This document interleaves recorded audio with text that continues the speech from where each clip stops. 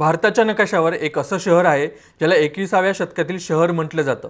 एक असं शहर जे मुंबईची गर्दी कमी करण्यासाठी वसवण्यात आलं, पण आज तेच शहर एका राजकीय महायुद्धाचं केंद्र बनलंय। एका बाजूला आहेत राज्याचे उपमुख्यमंत्री ज्यांनी अख्खी शिवसेना आपल्या नावावर केली, आणि दुसऱ्या बाजूला आहेत एक असे नेते ज्यांना नवी मुंबईचे किंग मेकर म्हटलं जातं। हे युद्ध केवळ सत्तेचं नाही तर अस्तित्वाचं आहे। दोन मित्र जे आता राजकीय कट्टर शत्रू झालेत। हा संघर्ष केवळ दोन नेत्यांमधला नाही तर तो ठाणे विरुद्ध नवी मुंबई यांचा वर्चस्वाचा आहे। नवी मुंबई ज्याला आपण देशातील सर्वात नियोजनबद्ध शहरांपैकी एक मानतो, तिथे सध्या राजकीय वातावरण तापलंय। गेल्या 30 वर्षापासून नवी मुंबईवर एकाच नावाचं वर्चस्व राहिलंय, ते नाव म्हणजे गणेश नाईक। पण आता काळ बदललाय, सत्तेची समीकरणं बदलली आहेत, आणि आता या नवी मुंबईवर सत्ता मिळवण्यासाठी आणि नायकांना हादरा देण्यासाठी एकनाथ शिंदे जोरदार तयारी करतायत। आज आपण बोलणार आहोत नवी मुंबई महानगरपालिकेच्या आगामी निवडणुकीबद्दल आणि त्यामागच्या शिंदे विरुद्ध नाईक या हाय व्होल्टेज संघर्षाबद्दल।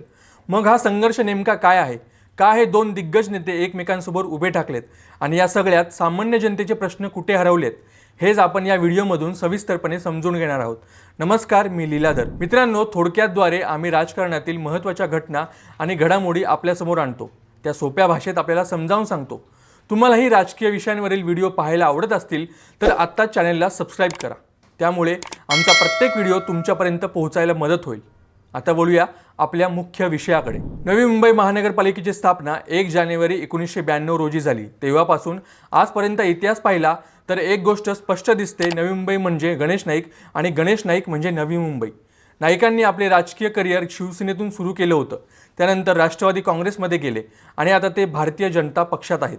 पक्ष कोणताही असो, नवी मुंबईत नाईक फॅक्टर नेहमीच वरचढ राहिलाय।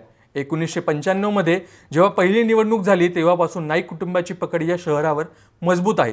महानगरपालिकेच्या सुरुवातीच्या काळात राष्ट्रवादी काँग्रेसचे वर्चस्व होते। 2015च्या निवडणुकीचे आकडे पाहिले तर राष्ट्रवादीला 52, शिवसेनेला 38 जागांवर समाधान मानावे लागले होते।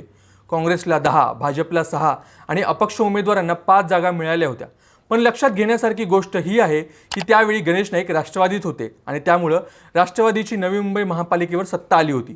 2014ला राज्यात सत्ता जाऊन सुद्धा गणेश नाईकांनी नवी मुंबईवर आपली सत्ता आणली होती। 2015 नंतर पुलाखालून बरंच पाणी वाहून गेलं। गणेश नाईक यांनी नवी मुंबईला आपली वैयक्तिक जहागीर असल्यासारखं जपलं। तिथली विकास कामं, सिडकोचे प्रश्न किंवा प्रकल्पग्रस्तांचे मुद्दे नाईक यांनी नेहमी स्वतःला नवी मुंबईचा रक्षक म्हणून सादर केलं। पण याच वर्चस्वाला आता एक मोठं आव्हान मिळालंय, आणि ते आव्हान बाहेरून आलेलं नाहीये तर शेजारच्या ठाण्यातून आलंय, आणि तेही राज्याच्या उपमुख्यमंत्र्याच्या रूपानं। एकनाथ शिंदेंनी यावेळेस गणेश नाईकांना नवी मुंबईत आव्हान देण्याचं ठरवलंय। आता प्रश्न पडतो की एकनाथ शिंदे आणि गणेश नाईक यांच्यात टोकाचा संघर्ष का आहे। याचं उत्तर ठाणे विरुद्ध नवी मुंबई या वादात दडलंय। एकनाथ शिंदे हे ठाण्याचे ठाणेदार मानले जातात, तर नाईक हे नवी मुंबईचे राजे। पूर्वीच्या काळी गणेश नाईक सुद्धा शिवसेनेत होते। दोघंही एकमेकांचे खूप चांगले मित्र होते, पण जेव्हा दोन्ही नेते एकाच पक्षात म्हणजे शिवसेनेत होते तेव्हापासूनच त्यांच्यात वर्चस्वाची लढाई सुरू झाली होती। गणेश नाईक यांनी जेव्हा शिवसेना सोडली तेव्हा त्यांनी ठाणे जिल्ह्यात शिवसेनेला मोठं खिंडार पाडलं। त्यानंतर ठाणे जिल्ह्यात शिवसेनेला पुन्हा उभं करण्याचं काम एकनाथ शिंदे यांनी केलं। शिंदे यांनी नवी मुंबईत पाय पसरवण्याचा प्रयत्न केला, तर नाईक यांनी त्यांना नेहमी रोखून धरलं। हा संघर्ष तेव्हा अधिक वाढला जेव्हा 2014 आणि 19च्या काळात एकनाथ शिंदे यांचं वजन मंत्रिमंडळात वाढू लागलं। एका प्रसिद्ध सभेचा उल्लेख करणं तिथं महत्त्वाचं आहे। काहीच दिवसांपूर्वी गणेश नाईक यांनी ठाण्यात एक वादग्रस्त वक्तव्य केलं होतं। गणेश नाईक यांनी शिंदेंचा उल्लेख ठाण्याचा राक्षस असा केला होता। हा शब्दप्रयोग अतिशय जहरी होता। नाईकांचा असा आरोप होता की ठाण्याचे नेते नवी मुंबईत येऊन इथली सत्ता बळकवण्याचा प्रयत्न करतायत। दुसरीकडे शिंदे गटाचे नेते म्हणतात की नवी मुंबई ही कुणाची खासगी मालमत्ता नाही। आजच्या घडीला परिस्थिती अशी आहे की दोघंही महायुतीमध्ये एकत्र आहेत। गणेश नाईक भाजपचे आमदार असून मंत्री आहेत, तर एकनाथ शिंदे राज्याचे उपमुख्यमंत्री आणि शिवसेनेचे मुख्य नेते आहेत। पण तरीही नवी मुंबईच्या जागेवरून आणि सत्तेच्या चावीवरून त्यांच्यात कोल्ड वॉर सुरू आहे। भाजपने नवी मुंबईत आपले वर्चस्व टिकवण्यासाठी पनवेलचे आमदार प्रशांत ठाकूर यांना निरीक्षक म्हणून पाठवले, कारण शिंदे गटाचा वाढता प्रभाव रोखणे त्यांचा छुपा उद्देश आहे। नवी मुंबईत सध्या विधानसभेचे 2 मुख्य मतदारसंघ आहेत, ऐरोली आणि बेलापूर। ऐरोलीतून गणेश नाईक स्वतः आमदार आहेत, तर बेलापूरमधून भाजपच्याच मंदा म्हात्रे आमदार आहेत। याशिवाय शेजारील कळंबोली, पनवेल भाग पाहिला तर तिथे प्रशांत ठाकूर यांचं वर्चस्व आहे। याचा अर्थ असा आहे की तांत्रिकदृष्ट्या भाजप इथे खूप प्रबळ आहे, पण महापालिका निवडणुकीत गणित वेगळं असतं। इथे प्रभागांची संख्या 28 असून एकूण नगरसेवकांची संख्या 111 आहे, आणि प्रभाग रचना कशी होते यावर बरंच काही अवलंबून असतं। गेल्या 7 वर्षापासून नवी मुंबई महापालिकेवर प्रशासक राज आहे. 2020 मध्ये निवडणूक होणार होती, पण कोरोनामुळे ती लांबणीवर पडली.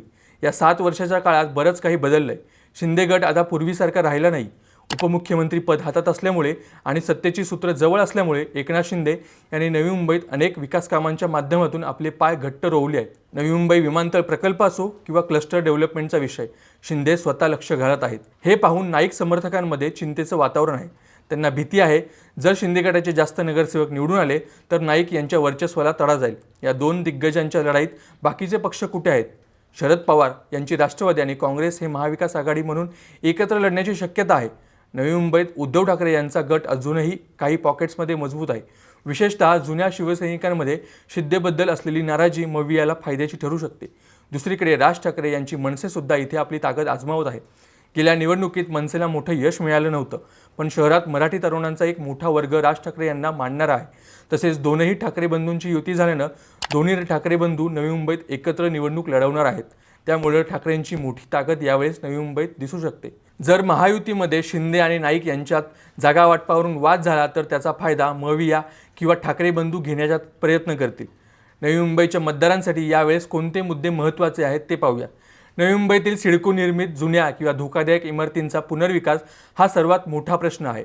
तसंच मुंबईच्या धर्तीवर नवी मुंबईतही SRA योजना लागू करण्याची मागणी होते. नवी मुंबई ज्यांच्या जमिनीवर वसली आहेत त्या गावकीच्या आणि प्रकल्पग्रस्तांच्या मागण्या अजूनही प्रलंबित आहेत.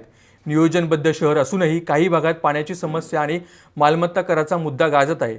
या सर्व मुद्द्यांवर आता श्रेयवादाची लढाई सुरू आहे.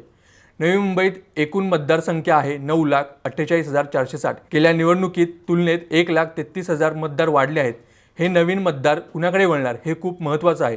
मुख्यमंत्री देवेंद्र फडणवीस यांनी घोषणा केली होती की राज्यात महत्त्वाच्या महापालिकांमध्ये भाजप आणि शिवसेना एकत्र महायुती म्हणून निवडणुका लढवतील. तशा प्रकारे मुंबई, ठाणे आणि पुणे महापालिकांमध्ये भाजप शिवसेना एकत्र लढणार आहेत. पण नवी मुंबईत मात्र वेगळं चित्र आहे. मंत्री गणेश नाईक यांनी नवी मुंबईत शिवसेनेसोबत एकत्र निवडणुका लढण्यास नकार दिलाय. त्यांनी नवी मुंबईत स्वबळाची घोषणा केली आहे. तसेच मागच्या वेळेस शिवसेनेचे निवडून आलेले बहुतांश नगरसेवक सध्या एकनाथ शिंदेंच्या शिवसेनेत आहेत. त्यामुळे सध्या पार पडलेल्या नगरपालिकांमध्ये जसा महायुतीत टोकाचा संघर्ष दिसला तसाच संघर्ष नवी मुंबईत महापालिकेत दिसणार आहे. मित्रांनो, नवी मुंबईची ही निवडणूक केवळ एक स्थानिक निवडणूक नाही, हा दोन राजकीय कार्यशैलींमधला संघर्ष आहे. एकीकडे गणेश नाईक यांचं जुनं वर्चस्व आहे तर दुसरीकडे एकनाथ शिंदे यांचं विस्तारवादी राजकारण आहे. पण या संघर्षात एक प्रश्न आपल्याला स्वतःला विचारावा लागेल. जेव्हा दोन मोठे नेते एकमेकांवर राक्षस किंवा बाहेरचे असे टीका करतात तेव्हा शहराचा विकास खरोखर होतो का, की केवळ सत्तेची रस्सीखेच सुरू राहते? नवी मुंबईची जनता सुज्ञ आहे. त्यांना आता केवळ आश्वासने नकोत तर प्रत्यक्षात कृती हवी आहे. प्रशासकीय राजवटीमुळे गेले 7 वर्ष लोकांचं प्रतिनिधी सभागृहात नव्हते. त्यामुळे लोकांच्या छोट्या समस्या सुटण्यासाठी विलंब होतो आहे. आता जेव्हा निवडणूक होईल तेव्हा जनता गणेश नाईकांच्या साम्राज्याला साथ देणार की शिंदेंच्या बदल्याला स्वीकारणार हे पाहणं रंजक ठरणार आहे. तुम्हाला काय वाटतं? नवी मुंबईत खरोखर गणेश नाईक यांचं वर्चस्व संपणार आहे की एकनाथ शिंदे यांना इथे आपली जागा बनवण्यासाठी अजून बराच संघर्ष करावा लागेल? आणि तुमच्या मते नवी मुंबईचा सर्वात मोठा प्रश्न कोणता जो या निवडणुकीत सुटायला हवा? तुमच्या प्रतिक्रिया कमेंट्समध्ये नक्की कळवा. जर तुम्हाला हा व्हिडिओ माहितीपूर्ण वाटला असेल तर लाईक करा आणि अशा सखोल राजकीय विश्लेषणासाठी आपल्या चॅनलला सबस्क्राईब करा.